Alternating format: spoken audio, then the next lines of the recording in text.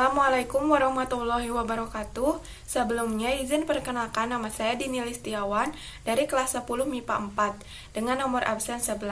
Di sini saya akan mempresentasikan materi tentang siklus litik dan siklus lisogenik untuk memenuhi salah satu tugas mata pelajaran biologi. Bagian yang pertama yaitu infeksi secara litik. Infeksi secara litik dapat berlangsung melalui fase-fase berikut. Yang pertama, yaitu fase adsorpsi. Dengan serabut ekornya, fag melekat pada bagian tertentu dari dinding sel bakteri. Daerah itu disebut dengan reseptor atau reseptor site, atau bisa juga disebut dengan reseptor spot. Daerah ini khas bagi fag tertentu, sehingga fag jenis lain tidak dapat melekat di tempat tersebut. Yang kedua yaitu fase penetrasi.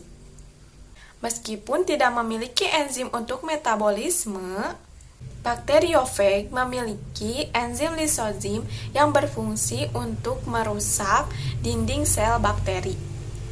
Setelah dinding sel bakteri terhidrolisis atau rusak, DNA fag masuk ke dalam sel bakteri. Selanjutnya, lihat pada gambar berikut ini.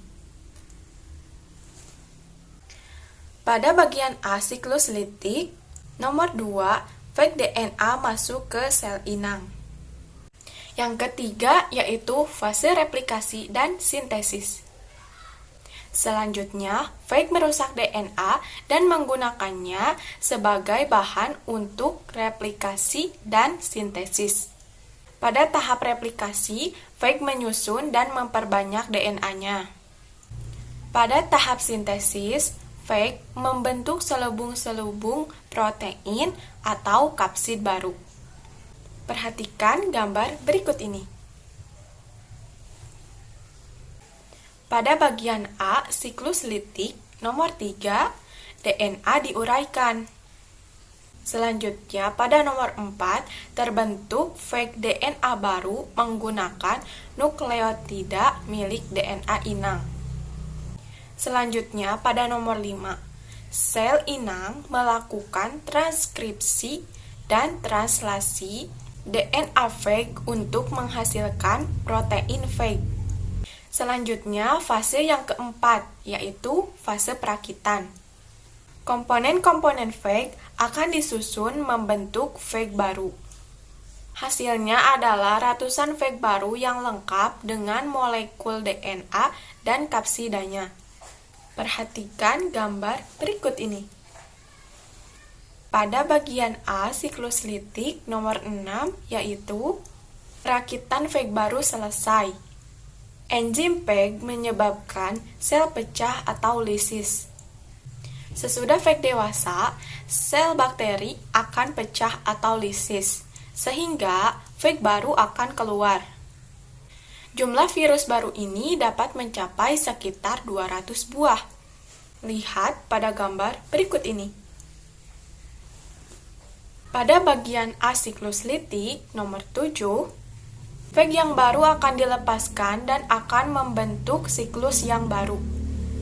Pembentukan partikel bakteriofag melalui siklus litik ini memerlukan waktu sekitar 20 menit. Bagian yang kedua yaitu infeksi secara lisogenik. Infeksi secara lisogenik dapat berlangsung melalui fase-fase berikut ini. Yang pertama yaitu fase adsorpsi dan infeksi. Fag menempel di tempat yang spesifik pada sel bakteri. Yang kedua yaitu fase penetrasi. DNA fag masuk ke dalam sel bakteri. Yang ketiga yaitu fase penggabungan. DNA virus bergabung dengan DNA bakteri membentuk profag. Dalam bentuk profag, sebagian besar gen berada dalam fase tidak aktif. Tetapi sedikitnya ada satu gen yang selalu aktif. Gen aktif berfungsi untuk mengode protein reseptor yang berfungsi menjaga agar sebagian gen profag tidak aktif. Lihat pada gambar berikut ini. Pada bagian B, siklus lisogenik. Nomor 3. DNA fag bergabung dengan kromosom dan membentuk profag non-infektif. Fase yang terakhir atau yang keempat yaitu fase replikasi. Pada saat profag bereplikasi, DNA fag juga turut bereplikasi. Lalu, ketika bakteri membelah diri, bakteri menghasilkan 2 sel anakan yang masing-masing mengandung profag. DNA fag dalam profag akan terus bertambah banyak jika sel bakteri terus-menerus membelah diri. Selanjutnya, lihat pada gambar berikut ini. Pada bagian B, siklus lisogenik nomor 4 yaitu kromosom bereplikasi berlangsung selama beberapa kali pembelahan sel. Bakteri lisogenik dapat diinduksi untuk mengaktifkan profagnya. Pengaktifan ini mengakibatkan terjadinya siklus litik. Jadi, jelasnya bahwa pada virus tidak terjadi pembelahan sel, tetapi terjadi penyusunan bahan virus baru yang berasal dalam bahan yang ada dalam sel yang diserang.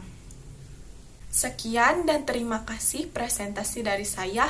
Mohon maaf apabila ada kekurangan atau salah kata. Wabillahi taufik wal hidayah. Wassalamualaikum warahmatullahi wabarakatuh.